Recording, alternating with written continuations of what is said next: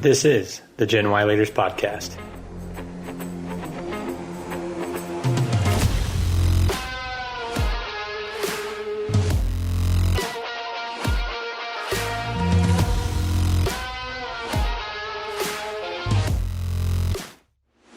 Welcome to the Gen Y Leaders Podcast, where we guide millennials to become the next generation of business leaders and entrepreneurs.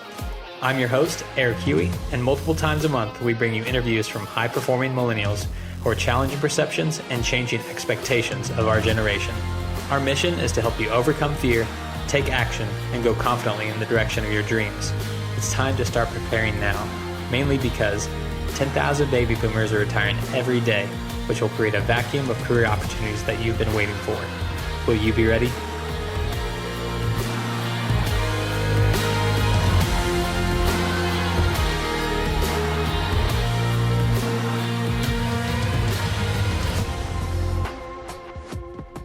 Adam, welcome to the Gen Y Leaders Podcast. Awesome, man. Thanks for having me. Yeah, I appreciate taking the time. First question's real easy. Just tell the listeners who you are and what you do. Yeah, my name's Adam McGovern. I have a construction company called ACM Homes. So I typically do new home construction. So I specialize in the 400 to 600,000 range right now, and I've built stuff up to the about 3 million's the biggest project I've done. So that's kind of what I've been doing for the past. It's been about 5 to 6 years, 6 years now. Yeah. I've been doing that on my own. And then I recently just launched a new company. It's called Prairieside Concepts, where we're focused on pools and like deck remodels and outdoor living spaces. Yeah. Very cool. That's been the main push right now, is getting that up and going. Yeah. What was the transition like, or how did you identify that additional market need, so to speak, for the justification for launching a second company? I don't necessarily blame it on COVID. I've been wanting to start another company, whether it be like a sister company or be completely out of the construction realm. I just had the desire to get another iron in the fire. Sure. Yes. Not that I was bored, but there's my hurdles in the construction industry, just kind of on the financing and where to go build. And as a smaller builder, sometimes it's hard to compete with the bigger guys. So I just wanted to get another iron in the fire. So that was the main push. And then it was just kind of identifying, okay, where is that opportunity? And where can I play into it? Yeah. And I actually had a good friend from college that he did a lot of landscape design, worked in that industry for a while, and then he got out of it and was working commodities. And I was always calling him, bugging him, having him do some landscape designs and stuff on the houses I was building. And I was like, hey man, like ditch the job. Let's launch this company. Let's do it together and just go out here and kill it. And so far, so good. Everything's going great. But that's really what inspired it. Was like, man, people are wanting their outdoor living spaces, and a lot of that was because of COVID and everybody doing the lockdowns. It's like, man, I want my own space that I can have my family come and we can be outside and really, really enjoy their own intentional time with families. For sure. That's cool. You identified that market need. So congrats on launching another company and having another iron in the fire. So I guess broadly speaking, why construction? What's your why? What keeps you motivated and operating in the space? Yeah. So growing up, it's always what I wanted to do. I think the biggest reason for that is my dad was a builder, and also my grandpa was a builder. So I'm third generation. So it's your blood. Yeah. I mean, it's truly what I grew up knowing and doing. And I still remember, just going to job sites and throwing numbers out of what I thought stuff costs. And surprisingly, I guess and my dad will kind of tell stories about how when I was really young, I'd be like, oh, I bet you that costs this. And surprisingly, I was fairly close a lot of the times. But I just, man, I always gleaned and just listened to all his conversation, between him and his superintendents and stuff. I just loved being in the backseat, just listening in. And so that's really where the passion sparked, was driving around with him. And once we got done with college and did all that, that's where I was able to go and kind of blaze my own trail. Inspirational for sure. So I guess to dive deeply into the housing market, what the heck is going on, man? Lots of, I mean, I guess from what I've read, market factors would be like the COVID, obviously, but supply chain shortages because of COVID. And then also been reading kind of the dead time that occurred, where not a lot of houses were being built between like 2010, whenever the first market crash happened, up until a few years. There's like, obviously there's people being born and a lot of population growth, but not a lot of houses being built. So it's kind of like this weird supply and demand effect. I guess curious to get your thoughts on that, if that's true of what I'm hearing and reading, and if you'd add anything on top of that. Yeah, so the Kansas City market, we've always been a unique market. And all those factors are reigning true. We have had supply issue problems. And really the thing that's made the strongest push in our area is our inventory is super low. Mm-hmm. And so we haven't been able to keep up with the demand. Right. And I don't really see us catching up anytime soon. We just don't have the labor. So I think that's been my biggest struggle, is just having the labor to get projects finished. Because I'm a GC, so I hire subcontractors out to come and do plumbing or framing or electrical and all that type of stuff. So it's a constant battle of getting on the schedule. And then once you're on the schedule, it's been tough because it's, oh, well, my guy has COVID, and then it shuts down the whole office. And then a lot of times these smaller companies, once they get behind, it's like you're drinking, you go from drinking from the water hose to a fire hydrant, trying to get caught up with the demand that they have, especially with builders trying to put in more product to keep up with the demand. So it's been tough. I see us staying in a strong market because our inventory is just not catching up. Like it's here Christmas time, and I think one of the last reports I saw on the market was we were still under 30 days average on market, which is for Christmas time in January. Like, yeah, that's usually dead time, right? Pretty fantastic. And the thing that everybody wants to talk in July and August about how much the housing market slowed down. Well, people are going back to school and everything, and just seasonally it always slows down during that period. Kind of picks back up between September and October, and then Thanksgiving on, it slows back down again until right, get past January and get into the spring. And this year it's been a lot less of a steep curve. Mm-hmm. Of like, oh, hey, it's holiday time. It's like, no, people are still desperately fighting to get in a house that they want. And the real desirable markets, it's from everything that I've heard just between realtors and friends that are trying to buy stuff, it's still pretty crazy out there. Yeah, no doubt. Seems like it. So I guess, looking ahead, I mean, you obviously said there's no slowing down, but I mean, what's going to get things to stabilize?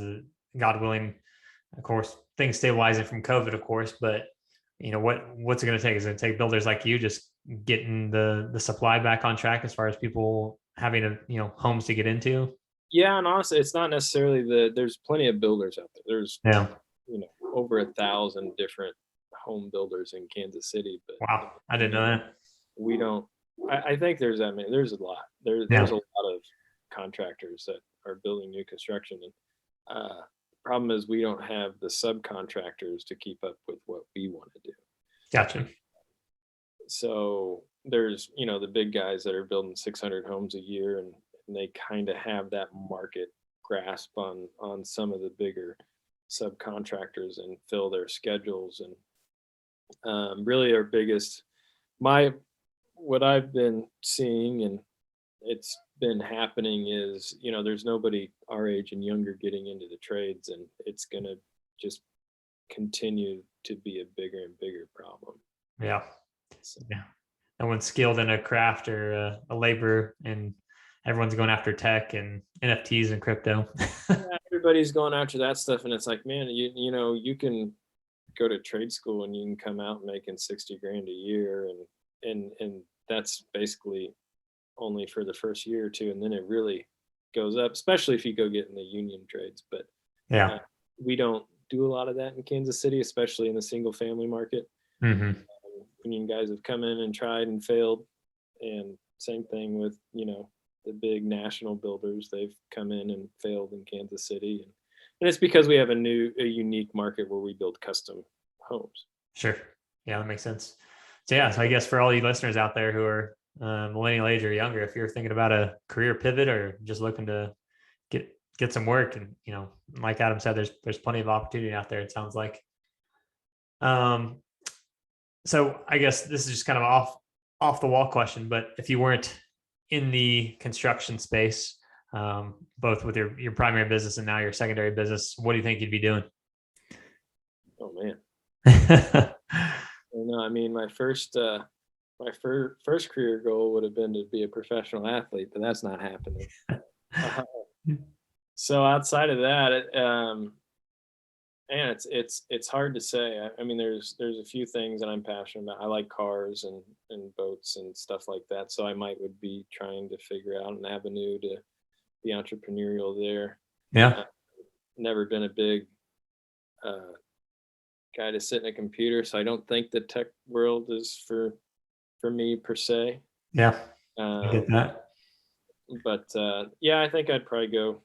I'd probably be looking into those industries and try and find my way into something unique there. Yeah, very cool.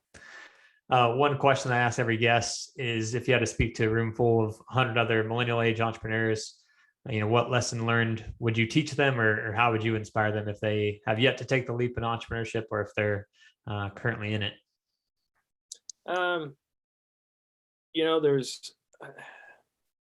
There's getting yourself to a point where you can strongly make the jump. So by all means, jump, but you don't have to be in such a rush. Like for me, it's like, man, I was able to go and be under guys that were really skilled, and I learned a lot of things. And it's like, man, take a couple years and get all your base work done. So when you do go out on your own, you do actually know what you're doing. Mm-hmm. And you're not going to go out and lose, especially in the construction industry. It's really easy to, one, and not necessarily that people are out to get you, but when you don't know what you're talking about, it's pretty obvious, and your pricing isn't going to be very good, and Right. and things like that. So, I mean, my main thing is, man, if you can go glean and learn under somebody for a couple of years, take advantage of that.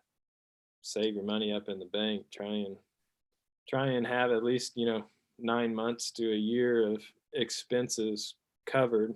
So that way, whenever you do go out on your own, you're not just sweating bullets of where your next comes from. Yeah. Luckily for me, I was married and my wife was making a great income, so it was a lot easier for me to leave my job and get started, because she had everything covered. And now we switched. Now I run a successful business, and now she gets to be stay-at-home mom and is enjoying that. So, but off doing it by myself, yeah, get money in the bank, try and keep a low overhead, and go get started, and always invest in your company first. And that was the nice thing, is I was able to just keep pouring back into the company instead of trying to pay bills. And it's amazing how much faster you'll grow when you're able to do that. And it's amazing how many people tell me, it's like, oh, when you start your own business, like, you're not going to make any money for the first 3 years. And Right. like, you hear that all the time. It's like, no, that's not true. And it's like, it's not that I was always profitable.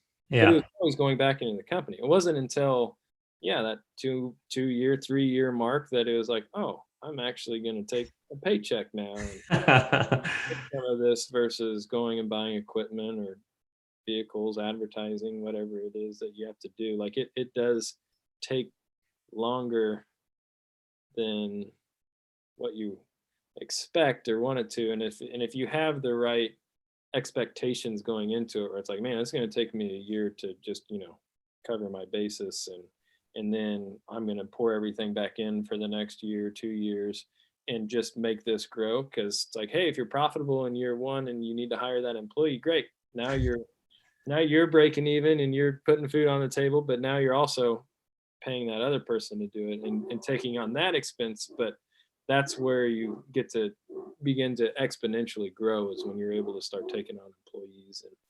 And but that also just takes a whole nother risk level of just knowing, like, hey, this person's depending on me to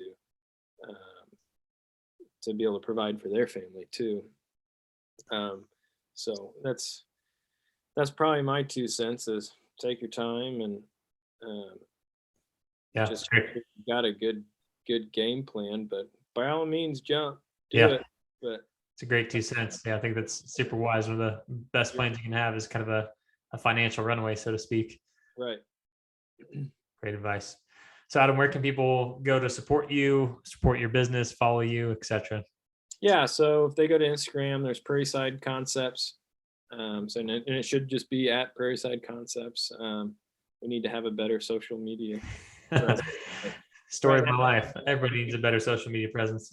Oh man, I feel like it gets neglected first. It's like, hey, we're busy, we're doing bids, we're checking on guys, making sure we're actually getting the work done that we're supposed to be getting done, and doing all that, and taking pictures and posting gets forgotten. And then you get back home, it's like, oh, I forgot to take a picture so we could do a progress. And I think right now it's fun. I like the way that Instagram, you can do your stories and stuff like that. I think it's fun posting the, kind of the collage of before and after, and in a more creative way that's not just kind of in your face. And it's actually fun to watch the progress for everybody, because I think that's the thing, that people always like seeing something go from, nothing to, oh wow, that's really cool, I didn't even think that was possible in that space.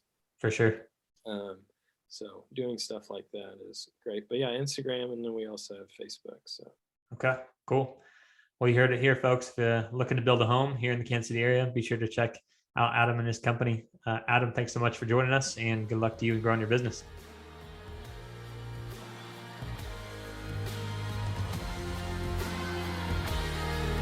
That wraps up today's episode. We hope to have brought you some valuable key takeaways. Most importantly, whatever you learned, take action on it. Apply it to your life. Apply it to your career. Motivation and inspiration only come as a result of taking that first step. So if you're enjoying the podcast, don't forget to like and subscribe on whichever platform you found the show. You can also follow us on all the major social media platforms, or contact us directly at genwhyleaders@gmail.com. That's GENWHY leaders@gmail.com. Until next time, I'm Eric Huey, and thanks for listening to the Gen Y Leaders Podcast.